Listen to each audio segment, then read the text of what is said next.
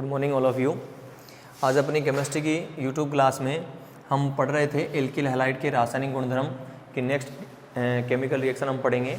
इससे last video में हमने SN1 और SN2 पे डिस्कस किया था। आज अपनी केमिकल प्रॉपर्टी की बी पार्ट था। पहले पार्ट में न्यूक्लियोफिलिक सब्स्टिट्यूशन रिएक्शन था और बी पार्ट में है विलोपन अभिक्रिया, जिसको हम वी हाइड्रो हेलोजनीकरण भी कहते हैं और एक और नाम भी लिखते हैं इसका, बीटा विलोपन अभिक्रिया। तो ये अपने पास हो गई है एलिमिनेशन रिएक्शन,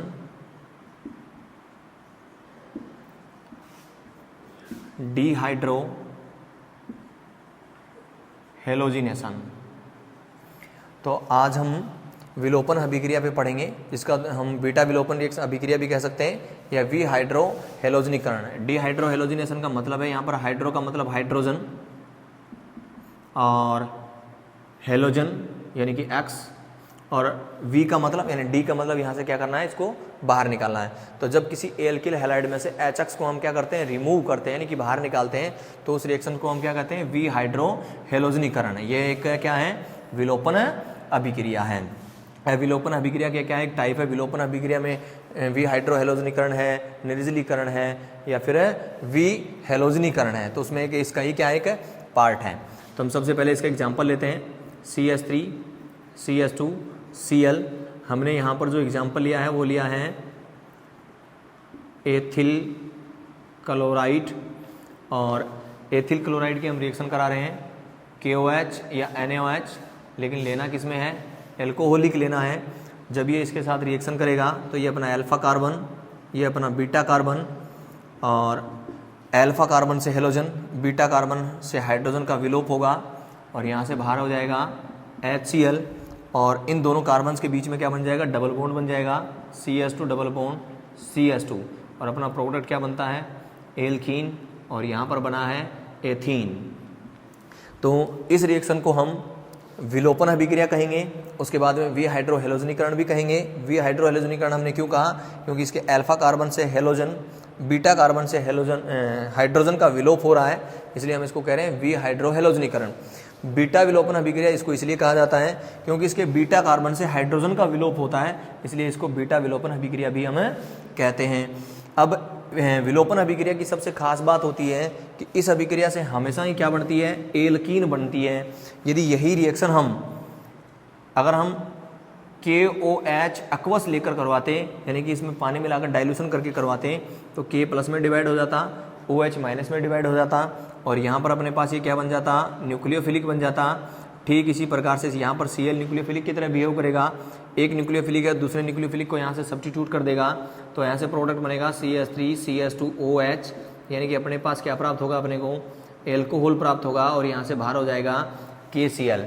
तो ये नीचे वाली जो रिएक्शन है, ये कौन सी रिएक्शन हुई, न्यूक्लियोफिलिक सब्स्टिट्यूशन रिएक्शन, यानी कि नाभिक से ही प्रतिस्थापन अभिक्रिया। जबकि ये वाली जो अभिक्रिया है वो कौन सी है, विलोपन अभिक्रिया। तो नाभिक से नहीं प्रतिस्थापन अभिक्रिया और विलोपन अभिक्रिया में एक इंपॉर्टेंट क्वेश्चन बनता है।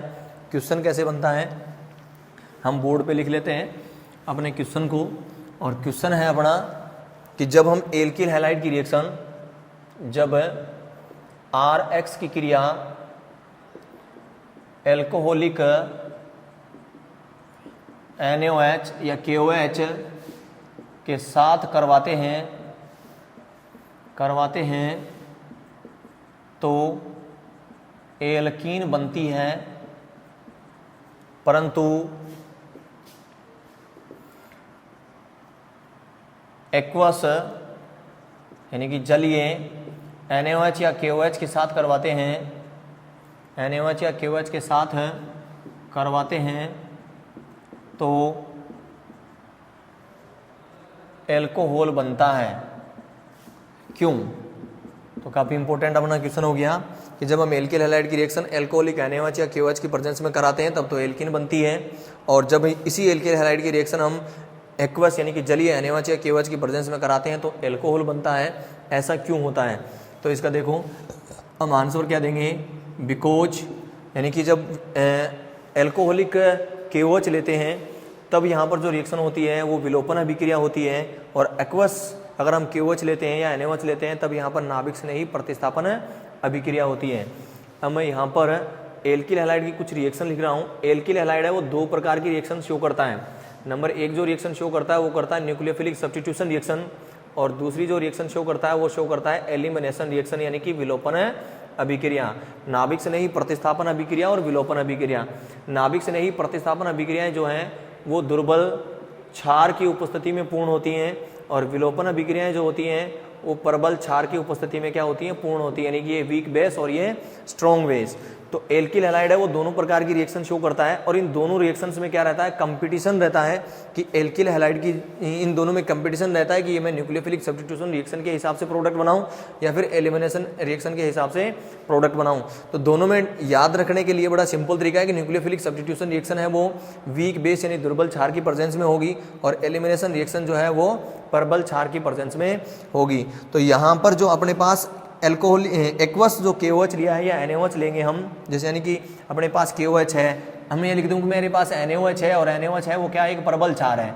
तो प्रबल क्षार जो है इसके अंदर हमने बहुत ज़्यादा क्या मिला दिया, जल मिला दिया, यानी कि हमने इसका क्या कर लिया, डाइल्यूशन कर लिया। और डाइल्यूशन कर लिया तो ये क्या है, इसकी क्षारीय प्रकृति धीरे धीरे क्या हो गई है, कम हो गई है। और इसकी क्षारीय प्रकृति कम हो गई है, इसकी वजह से यहाँ पर कौन सी रिएक्शन हो रही है, न्यूक्लियोफिलिक सब्स्टिट्यूशन रिएक्शन हो रही है। और जब हम KOH के साथ एल्कोहल लेते हैं तो इसकी क्षारीय प्रकृति बढ़ती है, जिससे यहाँ पर कौन सी रिएक्शन कंप्लीट होती है, एलिमिनेशन रिएक्शन कंप्लीट होती है। तो इसका आंसर क्या लिखेंगे कि एल्किल हैलाइड है वो नाभिक स्नेही प्रतिस्थापन अभिक्रिया व विलोपन अभिक्रिया दोनों प्रदर्शित करता है, परंतु नाभिक स्नेही प्रतिस्थापन अभिक्रिया दुर्बल क्षार की उपस्थिति में होती है। अतः जब हम जलीय NaOH या KOH लेते हैं तब वहाँ पर नाभिक स्नेही प्रतिस्थापन अभिक्रिया कंप्लीट होती है और एल्कोहल बनता है, जबकि जब हम एल्कोहलिक NaOH व KOH लेते हैं तो प्रबल क्षार की प्रबलता बढ़ने के कारण यहाँ पर एलिमिनेशन रिएक्शन पूर्ण होती है, जिसकी वजह से यहाँ पर एल्कीन बनती है। और ये भी दिमाग में रखना है कि जब भी कोई विलोपन अभिक्रिया होगी उसका आखिरी यानी कि लास्ट प्रोडक्ट है वो लगभग यानी कि हम कह सकते हैं कि सामान्यतः एल्कीन ही बनता है। इसका हम एक एग्जाम्पल और लेते हैं, और एग्जाम्पल में हमने लिया है अब की बार CH3CHBr और इसकी रिएक्शन हम करवा रहे हैं NaOH, और साथ में क्या ले लिया हमने, एल्कोहलिक इसको ले लिया है। ये अपना अल्फा कार्बन है, ये अपना बीटा कार्बन है। इस साइड में चलेंगे तो ये अपना बीटा कार्बन है, एक हाइड्रोजन को हम साइड में लिख लेते हैं, ये H लिख लिया यहाँ पर।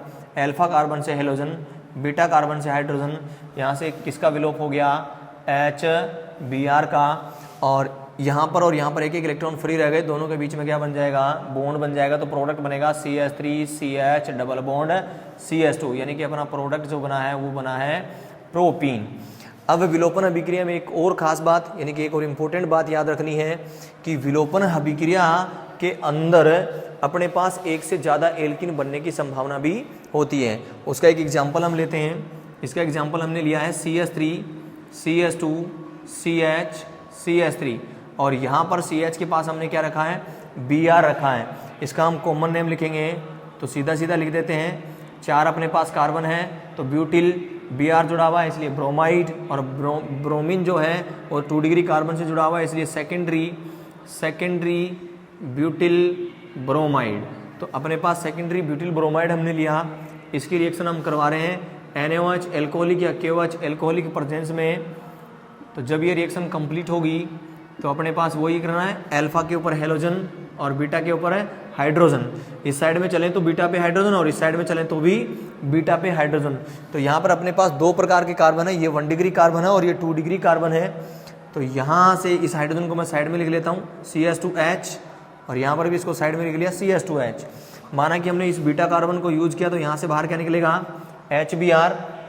यहाँ से मैंने बाहर निकाल दिया HBr, और यहाँ पर डबल बॉन्ड बनेगा तो प्रोडक्ट बना CH3 CH2 CH double bond CH2 plus, अगर यहाँ से HBr बाहर निकला तो यहाँ पर डबल बॉन्ड बनेगा और उसका प्रोडक्ट बना CH3 CH double bond CH single bond CH3। तो अपने पास 2 तरीके की एल्कीन बनी, एक तो अपने पास बनी 1 ब्यूटीन और दूसरी बनी है अपने पास 2 ब्यूटीन।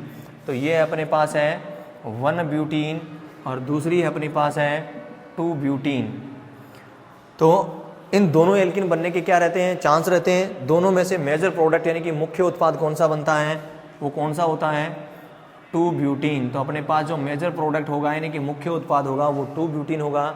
ऐसा क्यों होगा, तो इसके लिए भी एक रूल है, और रूल क्या है कि जब भी किसी विलोपन अभिक्रिया में एक से अधिक एल्किन बनने के क्या रहते हैं, चांस रहते हैं।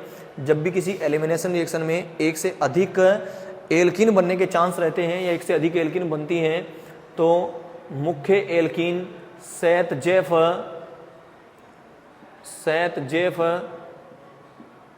नियम के अनुसार बनती है। तो अपना एक नया नियम आ गया है, यानी कि नया पॉइंट आ गया है, सैत-जेफ नियम। तो एक बार फिर से रिपीट कर रहा हूँ कि एलिमिनेशन रिएक्शन में यदि एक से ज़्यादा क्या बनती हैं, एल्किन बनने के चांस रहते हैं, तो वह एल्किन मुख्य एल्किन होती है जो सैत-जेफ नियम का पालन करती है। अब अपने पास आता है कि सैत-जेफ नियम क्या है। तो सैत-जेफ नियम के लिए एक बार मैं बोर्ड पे लिख देता हूँ सैत-जेफ नियम को। इस नियम के अनुसार यदि विलोपन अभिक्रिया में एक से अधिक एल्कीन बनने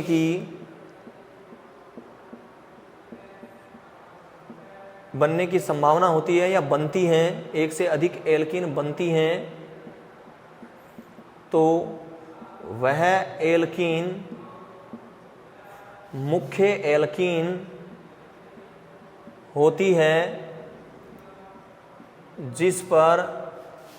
जिसके द्विबंधित कार्बन पर अधिक एल्किल ग्रुप उपस्थित होते हैं। तो एक बार फिर से सैत-जेफ नियम क्या है। इस नियम के अनुसार यदि किसी विलोपन अभिक्रिया में एक से अधिक एल्कीन बनने की संभावना होती है या एक से अधिक एल्कीन बनती हैं, तो वह एल्कीन मुख्य एल्कीन होती है जिसके द्विबंधित कार्बन पर अधिक से अधिक एल्किल ग्रुप उपस्थित होते हैं। जैसे इस रिएक्शन से अपने पास दो एल्किन बनी है, एक तो एल्किन बनी है ए, एक बनी है बी, यानी कि 1 ब्यूटीन और 2 ब्यूटीन। अब यहाँ पर अपने पास डबल बॉन्ड वाले कार्बन ये वाले हैं और इस डबल बॉन्ड वाले कार्बन पे कोई ही एल्किल ग्रुप नहीं है, जबकि इस डबल बॉन्ड वाले कार्बन पे क्या है, एक एल्किल ग्रुप जुड़ा हुआ है। जबकि 2 ब्यूटीन में चले तो ये अपने पास डबल बॉन्डेड कार्बन है, यानी कि इस कार्बन पे भी डबल बॉन्ड है और इस कार्बन पे भी डबल बॉन्ड है। इन दोनों में एक इस साइड में एल्किल ग्रुप है और एक इस साइड में एल्किल ग्रुप है, यानी अपने पास एल्किल ग्रुप कितने हो गए, 2, जबकि इसमें कितने हैं, 1। और यही इसमें लिखा हुआ है सैत-जेफ नियम में, जिसके द्विबंधित कार्बन पर अधिक एल्किल ग्रुप उपस्थित होंगे वह एल्किन मुख्य एल्किन होती है। ठीक है जी। उसके बाद हम एक एग्जाम्पल और ले लेते हैं। एक एग्जाम्पल में हमने लिया है CH3 CH CH3 CH CH2 CH3, यहां पर ले लिया हमने Br, यहां पर Br लिया है। अब हम इसकी रिएक्शन करवा रहे हैं KOH के साथ एल्कोहल की प्रेजेंस में। तो ये अपना अल्फा कार्बन, ये अपना बीटा कार्बन, और इस साइड में चलें तो ये बीटा कार्बन। बीटा कार्बन पे इस हाइड्रोजन को अलग कर लेते हैं, इस बीटा कार्बन के हाइड्रोजन को अलग लिख लेते हैं। अगर इस बीटा कार्बन से हम हाइड्रोजन को बाहर निकालें तो यहाँ से बाहर क्या निकलता है, HBr। और अपनी एल्किन क्या बनती है, मैं यहाँ लिख रहा हूँ, अपनी A एल्किन जो बनेगी वो बनेगी CH3 CH CH3 CH double bond CH2। और यदि हमने इसको बीटा कार्बन मान के हाइड्रोजन बाहर निकाला तो यहाँ से HBr बाहर निकलेगा और अपना प्रोडक्ट बनेगा CH3C CH3 double bond CH single bond CH2, यानी कि ये अपनी B एल्किन बनेगी, ये A और ये B। अब इन दोनों में मेजर एल्किन कौन सी होगी, अपने पास यहाँ पर डबल बॉन्डेड कार्बन आए, इस डबल बॉन्डेड वाले कार्बन पर इधर एक एल्किल ग्रुप जुड़ा हुआ है, जबकि यहाँ पर डबल बॉन्ड ग्रुप आए अपने पास और यहाँ पर डबल बॉन्डेड कार्बन पे एक इधर, और 2 इधर, यानी कि टोटल 3 एल्किल ग्रुप जुड़े हुए हैं। इसलिए ये वाली जो एल्किन है वो क्या होगी, अपनी मेजर एल्किन होगी, और ये वाली जो है वो माइनर यानी कि कम मात्रा में बनेगी। नेक्स्ट एक एग्जाम्पल और, नेक्स्ट हमने एग्जाम्पल में लिया है विलोपन अभिक्रिया के।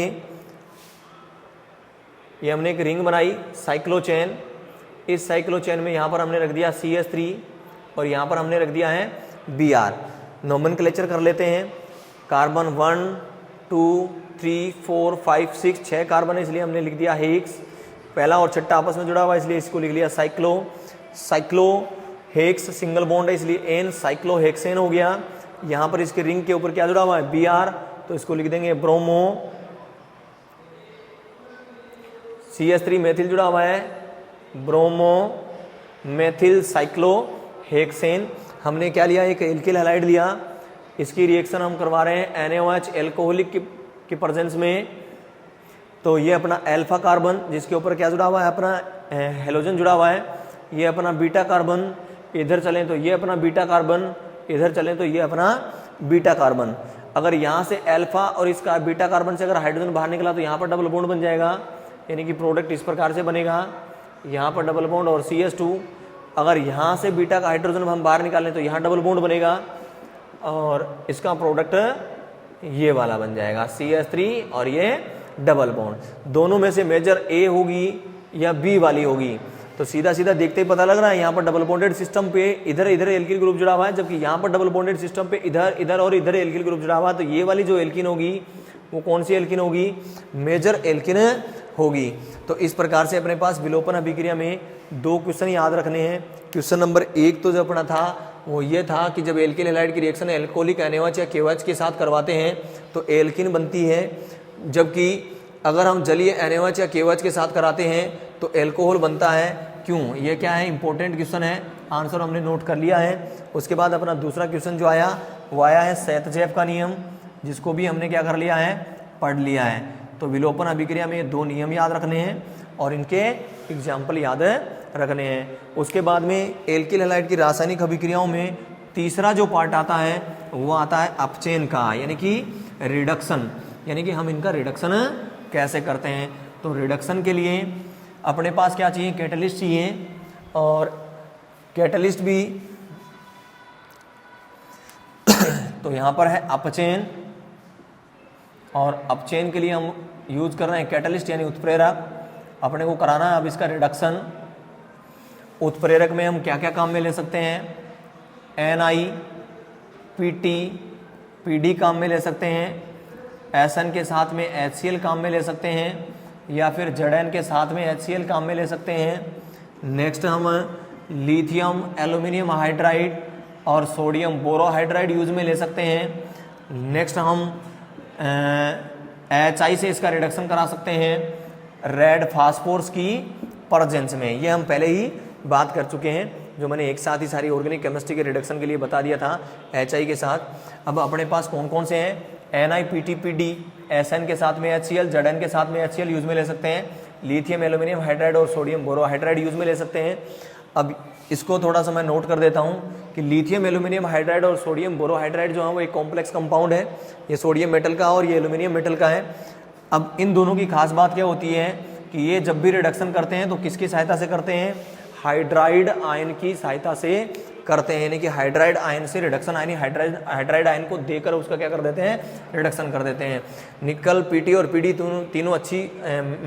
तीनों मेटल हैं जो रिडक्शन के लिए काफ़ी अच्छी धातुएं हैं। अब हम एग्जांपल ले लेते हैं। अगर हम RX एल्किल हैलाइड का रिडक्शन कराते हैं तो रिडक्शन कराएंगे तो उसमें हाइड्रोजन जोड़ देंगे, और इनमें से कौन सा भी कैटलिस्ट हम यूज़ कर सकते हैं, 1 2 3 4 कौन सा भी, और इसका रिडक्शन हो जाएगा और अपने पास क्या आ जाएगा RH, और RH के साथ में यहाँ से बाहर क्या निकल जाएगा HX, यानी यहाँ पर हम टोटल कितने हाइड्रोजन यूज में ले रहे हैं, 2 हाइड्रोजन। दोनों के दोनों नवजात हाइड्रोजन हम ले सकते हैं या H2 के रूप में भी हम ले सकते हैं। H2 के रूप में हमने लिया, अपने पास निकल है, Pd है और Pt है, तीनों की तीनों ऐसी मेटल हैं जो हाइड्रोजन गैस को अपने ऊपर एडसोर्प्शन करती हैं, यानी कि अधिशोषित करती हैं, और फिर इसका क्या करती हैं, रिडक्शन करती हैं। Sn और HCl, Zn के साथ में HCl, इनके लिए हम नवजात हाइड्रोजन को भी यूज कर सकते हैं। लास्ट वाला HI अगर हम लेते हैं तो ये मैंने पहले ही बताया है कि HI के साथ रिडक्शन कराना हो रेड फास्फोरस की प्रेजेंस में, तो ज़्यादा कुछ भी नहीं सोचना, सीधा सीधा लिखना है कि रिएक्टेंट में जितने भी कार्बन हैं उतने ही कार्बन का क्या बनने वाला है, प्रोडक्ट बनने वाला है, और प्रोडक्ट में हमेशा क्या बनने वाला है, एल्केन बनने वाला है। तो ये अपनी हो गई है अपचयन अभिक्रियाएं, और अपचयन अभिक्रियाओं के बाद में आती हैं धातुओं के साथ क्रिया, जो अपनी एल्किल हैलाइड की लास्ट केमिकल रिएक्शंस होती हैं। तो लास्ट लिख लेते हैं, react with metal, last part, react with metal, धातुओं के साथ क्रिया। धातुओं के साथ क्रिया में रिएक्शन नंबर 1 काफी इंपॉर्टेंट, वेरी मोस्ट। पहली रिएक्शन अपनी वुर्त्ज अभिक्रिया। वुर्त्ज अभिक्रिया में क्या करते हैं, एल्किल हैलाइड के 2 मोल लेकर सोडियम धातु के साथ उसकी रिएक्शन कराई जाती है, और ड्राई ईथर की क्या लेते हैं, प्रेजेंस लेते हैं। तो एल्किल हैलाइड के 2 मोल RX, और RX के हमने 2 मोल ले लिए। इसकी रिएक्शन अपने को किसके साथ करानी है, सोडियम मेटल के साथ करानी है, जिसके भी 2 मोल यूज होंगे। और प्रेजेंस किसकी लेंगे, हम ड्राई ईथर की प्रेजेंस लेंगे। तो पहला क्वेश्चन अपने पास यही बन गया है कि जब हम वोल्टेज रिएक्शन कराते हैं तो ड्राई ईथर की प्रेजेंस क्यों लेते हैं, उसका सीधा सीधा रीजन क्या है। यहाँ पर हमने क्या लिया, सोडियम मेटल लिए, जो काफ़ी हाई रिएक्टिव है, और हाई रिएक्टिव मेटल है, नमी के साथ क्या कर लेती है, क्रिया कर लेती है, और इसलिए हमने किसके साथ क्या लिया है, ड्राई ईथर लिया है। यहाँ पर जब हम 2 मोल एल्किल हैलाइड को लेकर सोडियम मेटल के साथ रिएक्शन कराते हैं, तो यहाँ से क्या बाहर हो जाता है, 2NaX, और अपने पास प्राप्त होता है R सिंगल बॉन्ड R, यानी कि अपने को प्राप्त होती है एल्केन, और वो भी कितने, डबल कार्बन वाली एल्केन प्राप्त होती है। तो वुर्त्ज अभिक्रिया की सबसे इंपॉर्टेंट और एक खास बात नोट कर लें कि वुर्त्ज अभिक्रिया में एल्केन बनती है, रिएक्टेंट में अपने पास जितने कार्बन आते हैं उससे डबल कार्बन वाली एल्केन अपने को प्राप्त होती है। यहाँ पर R की जगह हम क्या ले लेते हैं, CH3Cl plus 2Na plus Cl CH2 CH3, और ड्राई ईथर की प्रेजेंस में रिएक्शन कराएंगे तो यहाँ से क्या बाहर निकल जाएगा, यहाँ पर से भी हमने CH3 मेथिल क्लोराइड, और मेथिल क्लोराइड के 2 मोल लेकर सोडियम मेटल के साथ रिएक्शन करा रहे हैं ड्राई ईथर की प्रेजेंस में, यहाँ से बाहर निकल जाएगा 2NaCl, और अपने पास प्रोडक्ट बनेगा CH3 सिंगल बॉन्ड CH3। यहाँ पर हमने प्रोडक्ट रिएक्टेंट में जो लिया है वो लिया है क्लोरोमेथेन, और अपने पास प्रोडक्ट जो बना है वो बना है एथेन।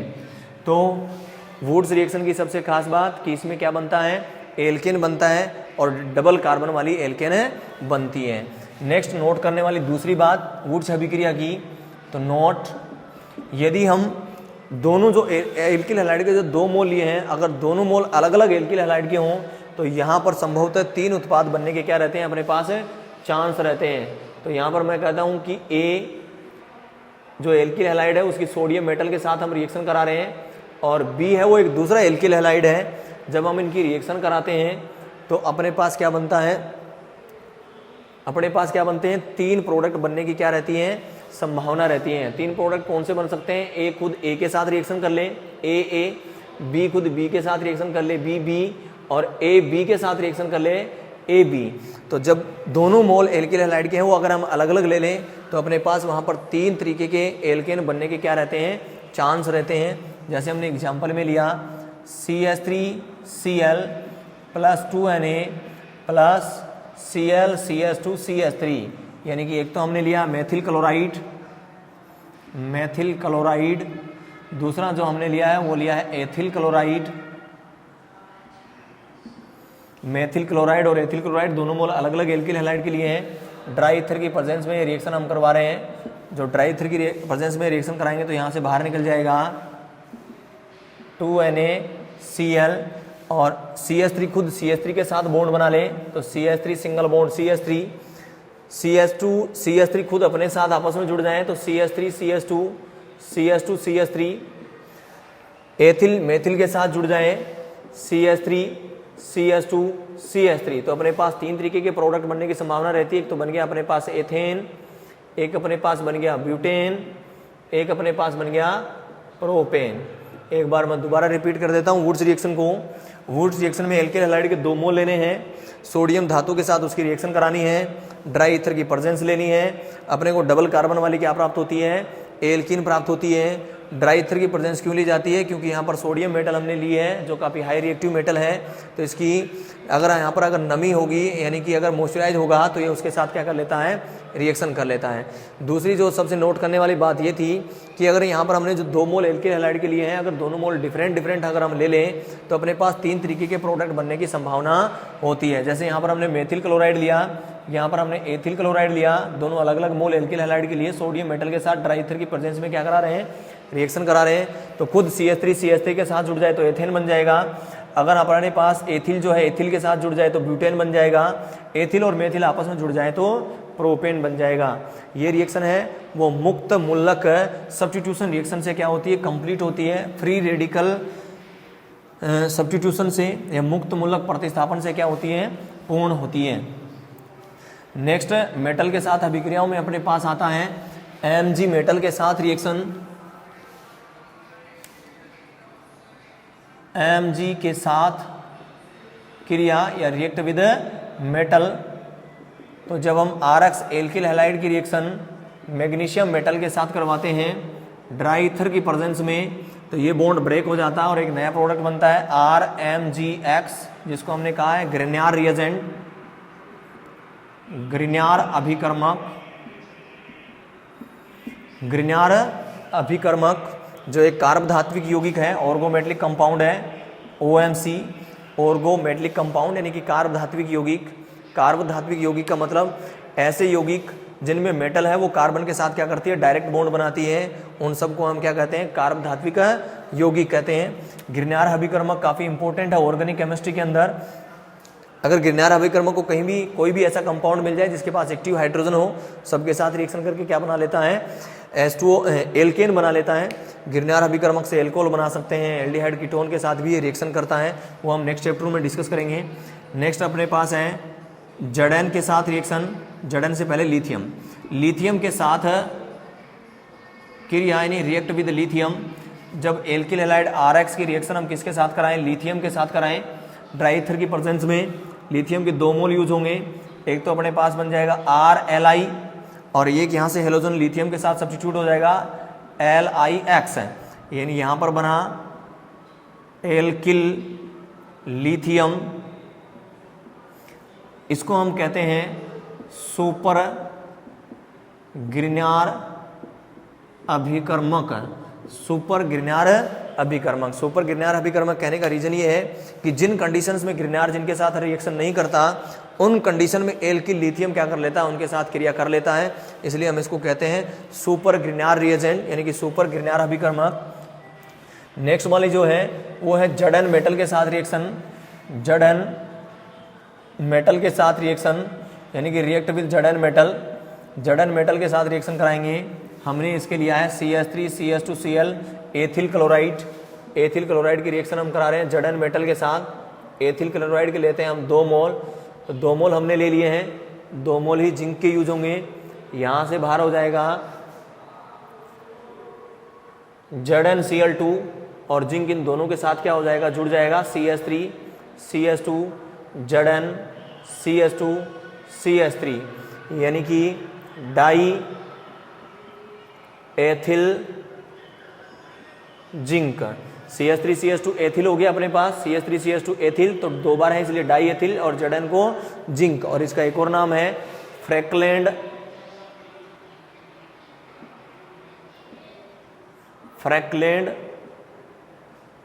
अभिकर्मक। फ्रैक्लैंड अभिकर्मक, फ्रैक्लैंड अभिकर्मक है वो भी एक OMC यानी कि ऑर्गोमेटलिक कंपाउंड है। तो जितने भी हमने यहाँ पर कंपाउंड पढ़े हैं मेटल के साथ रिएक्शन करने के बाद सारे के सारे ऑर्गोमेटलिक कंपाउंड बने हैं। RX एल्किल हैलाइड के साथ मैग्नीशियम की रिएक्शन कराते हैं तो ग्रिन्यार रिएजेंट जो OMC कंपाउंड है। RX के साथ लिथियम की रिएक्शन कराते हैं तो एल्किल लिथियम बनता है जो सुपर ग्रिन्यार रिएजेंट है। अगर हम एल्किल हैलाइड की रिएक्शन जड़न के साथ कराते हैं तो फ्रैक्लैंड अभिकर्मक बनता है die ethyl zinc. Die ethyl zinc की एक सबसे खास बात है, फ्रैक्लैंड ने बनाया था, ये फ्रैक्लैंड ने बनाया था इसलिए फ्रैक्लैंड अभिकर्मक है। और यहाँ पर लिख रहा हूँ ये फर्स्ट OMC यानी कि पहला OMC कंपाउंड है जिसको कहाँ पर बनाया गया था, लेबोरेटरी में बनाया गया था। अगर आपसे पूछा जाए कि पहला ऐसा ऑर्गोमेटलिक कंपाउंड जिसको लेबोरेटरी में बनाया था तो फ्रैगलैंड अभिकर्मक होगा। और फ्रैगलैंड अभिकर्मक होगा। उसके अलावा यहाँ पर लिथियम को हमने क्या कहा, सुपर ग्रिग्नायर रिएजेंट कहा है, क्योंकि जिन कंडीशन में ग्रिग्नायर रिएजेंट अभिक्रिया नहीं करता है उन कंडीशन में सुपर ग्रिग्नायर लिथियम एल्किल लिथियम क्या कर लेता है, रिएक्शन कर लेता है, इसलिए हम इसको क्या कहते हैं, सुपर ग्रिग्नायर रिएजेंट कहते हैं। सारे के सारे ऑर्गोमेटलिक कंपाउंड है। कुछ ऑर्गोमेटलिक कंपाउंड की और एग्जाम्पल लिख देता हूँ जो अपने डेली लाइफ में अपने को डेली लाइफ में या जैविक सिस्टम में लिविंग थिंग्स में अपने को मिलते हैं। जैसे हमने लिखा क्लोरोफिल, क्लोरोफिल जिसमें फोटोसिंथेसिस की रिएक्शन होती है पेड़ पौधों में। क्लोरोफिल में होता है मैग्नीशियम, यानी कि मैग्नीशियम Mg+2 के सारे क्या होते हैं, ऑर्गोमेटलिक कंपाउंड होते हैं। उसके बाद नेक्स्ट अपने पास हीमोग्लोबिन जो ब्लड में होता है। हीमोग्लोबिन 2 प्रकार के कणों से मिलकर बना रहता है। एक तो होता है हिमेटीन कण जिसको हम रिप्रेजेंट करते हैं Fe+2 से, और नेक्स्ट जो होता है वो होता है ग्लोबुलिन प्रोटीन। ग्लोबुलिन प्रोटीन तो हम ये कह सकते हैं हीमोग्लोबिन जो होता है वो भी एक क्या है, OMC कंपाउंड है Fe+2 का। उसके बाद में हम ले लें विटामिन B12। विटामिन B12 के अंदर क्या होता है, कोबाल्ट होता है। तो ये भी क्या है, एक OMC कंपाउंड है, यानी कि ऑर्गोमेटलिक कंपाउंड है। तो 3 ऐसे एग्जाम्पल भी हमने लिखे हैं जो लिविंग थिंग्स में होते हैं, जो भी क्या है, ऑर्गोमेटलिक कंपाउंड है। तो ये सभी के सभी आपको क्या रखने हैं, याद रखने हैं। एल्किल हैलाइड ठीक इसी प्रकार से लेड के साथ रिएक्शन करके भी क्या बनाता है, टेट्रा एथिल लेड बनाता है, जो एक प्रकार से किसी की मतलब लेड वाले प्रोडक्ट जो होते हैं वो टॉक्सिक नेचर के होते हैं और विषाक्त प्रकृति को कम करने के लिए यूज में लिए जाते हैं। धन्यवाद।